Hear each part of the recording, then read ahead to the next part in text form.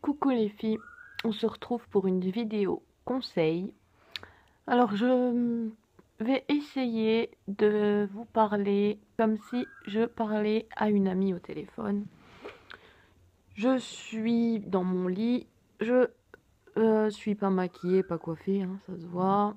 Je suis couchée et je vais vous parler. Donc on va essayer de faire ça spontané. Je sais pas si je vais tout dire parce que souvent je me dis j'aurais dû dire ça ou ça, mais bon.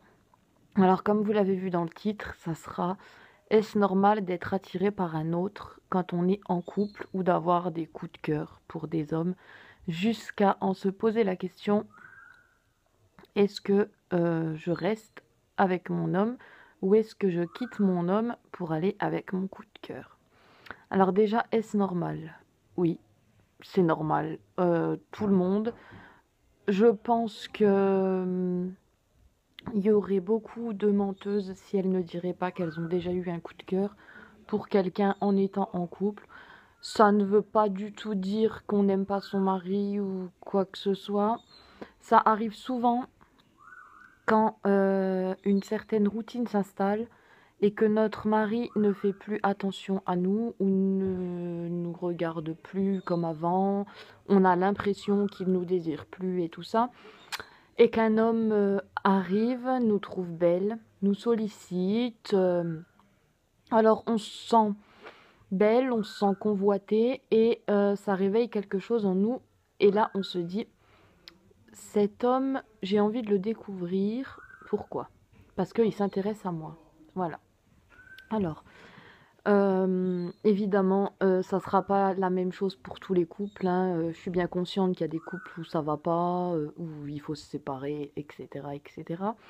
Mais dans le cas où on se pose la question, est-ce que je vais vers cet homme alors que j'ai un homme et que j'ai l'impression que j'aime plus mon homme, l'impression, je dis bien, il faut surtout pas entretenir ce truc avec le coup de cœur. Donc si vous avez commencé à vous envoyer des messages, à discuter via internet, n'importe quoi, à vous voir ou n'importe quoi, il faut surtout pas entretenir parce que vous allez développer encore plus votre coup de cœur et vous allez pouvoir faire la bêtise qui est, comment on dit, où il n'y a pas de retour en arrière possible, c'est-à-dire tromper votre mari. Donc le conseil que je vous donne, c'est de ne surtout pas entretenir ce coup de cœur. On se sent, à un moment donné, on a l'impression qu'on n'est plus amoureuse de son mari parce qu'on a l'impression qu'on est simplement dépendante. Et on a l'impression qu'on est dépendante affectueusement. Je parle pas du matériel, je parle vraiment affectueusement. On a l'impression d'être dépendante de son homme. Et moi, je suis donc pour en parler, même si c'est hyper dur et qu'on a l'impression qu'on va se faire tuer. Je sais que moi, si pourtant mon homme, si vous le connaîtriez, vous vous direz elle va se faire tuer si elle lui dit un truc comme ça. Mais si je viendrais à avoir... Bon, pour l'instant, ça m'est jamais arrivé à part pour Christian Grey, donc ça va, il risque pas grand-chose. Mais si j'aurais un coup de cœur pour un mec, j'irai lui en parler et je lui dirai je commence à avoir une attirance physique pour cette personne et c'est qu'il y a un problème dans notre couple, donc il faut qu'on règle le problème.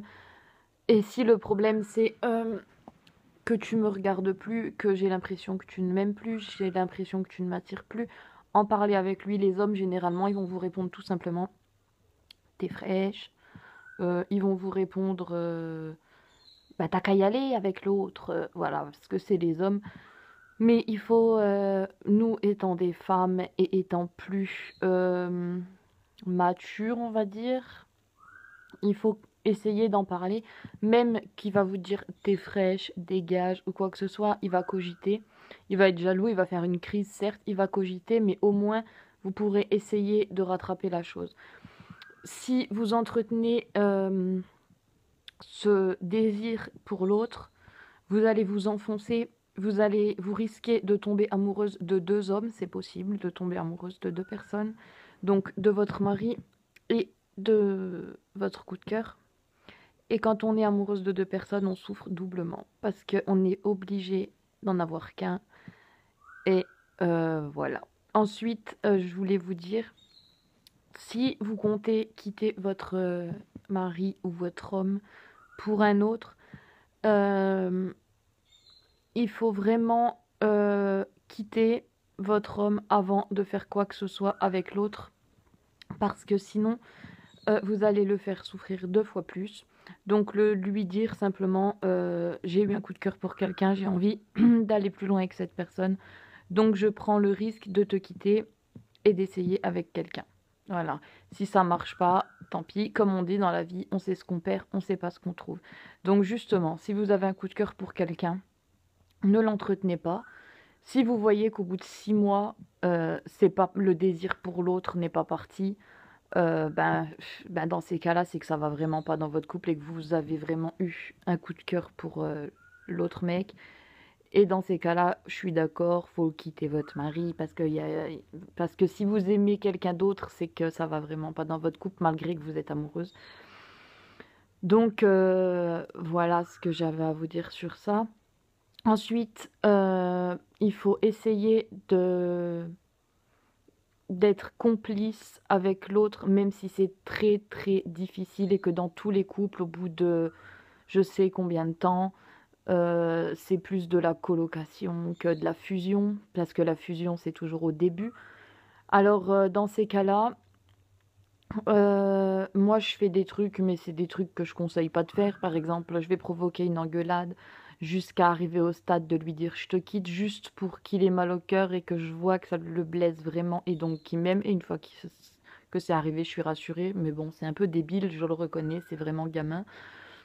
Donc ça, je le fais plus, ça fait un moment. Maintenant, je lui dis simplement, même les crises de jalousie, quand je trouve que même si c'est un film que je me fais, hein, ou je sais pas, qu'il trouve une fille belle ou que lui-même a un coup de cœur pour quelqu'un, eh ben je lui dis simplement, je lui dis, j'ai l'impression que tu as une attirance pour cette personne, je préférerais qu'on en parle si c'est le cas, plutôt que ça reste secret. Et il me répond toujours, t'es fraîche, va dormir, laisse-moi rire, voilà, il me répond toujours des trucs comme ça. Donc les hommes, c'est très compliqué. Il faut essayer vraiment d'entretenir cette fusion et de montrer, surtout, c'est pas les paroles qui comptent, c'est les actes. Donc de montrer que vous êtes là pour lui et que lui est là pour vous. Si vous avez l'impression que lui ne montre pas, c'est qu'il est là pour vous, lui en parler aussi, que vous avez besoin de... Nous les femmes, on a toujours besoin, je regarde le temps, ouais. Nous les femmes, on a toujours besoin de reconnaissance, c'est quelque chose, peut-être on n'est pas toutes comme ça, mais je parle pour en général ce que j'ai... Là, ce que je vous parle, c'est les conversations que j'ai eues avec des amis, avec ma famille, voilà. Si ça peut profiter à d'autres, tant mieux.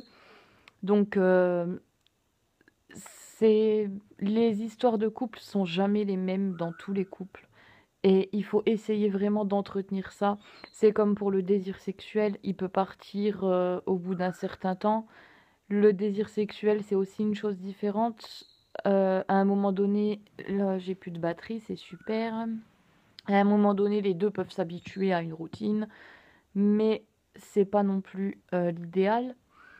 Donc, faire surprendre de temps en temps, ne serait-ce qu'avec de la lingerie, ne serait-ce qu'avec des paroles, ne serait-ce qu'avec des petits jeux, ne serait-ce que sortir au restaurant et faire un jeu de séduction.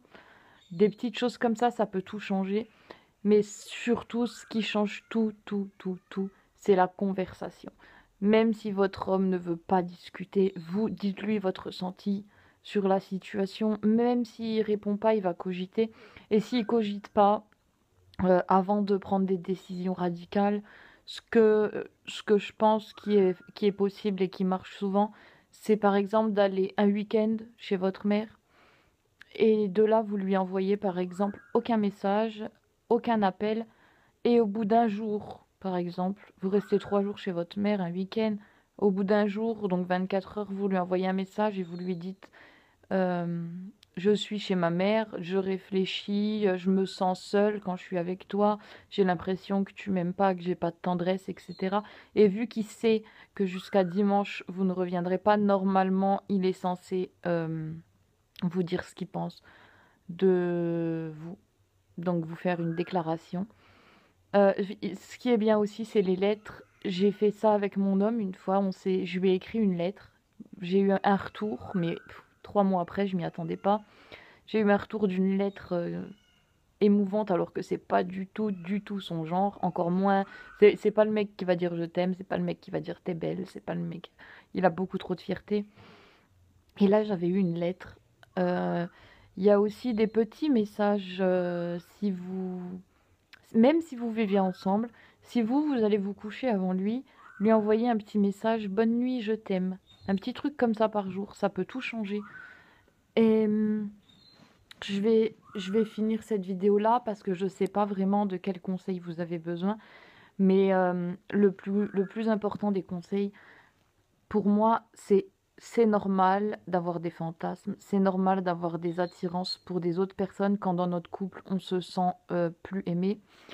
Et surtout, n'entretenez pas un coup de cœur si vous avez eu un coup de cœur pour quelqu'un. Les hommes, on ne sait pas ce qu'ils veulent à côté. Notre homme, on le connaît. L'autre à côté, il peut vous sortir les plus belles paroles. Mais rappelez-vous, les plus belles paroles que votre homme vous a sorties au début. Donc c'est...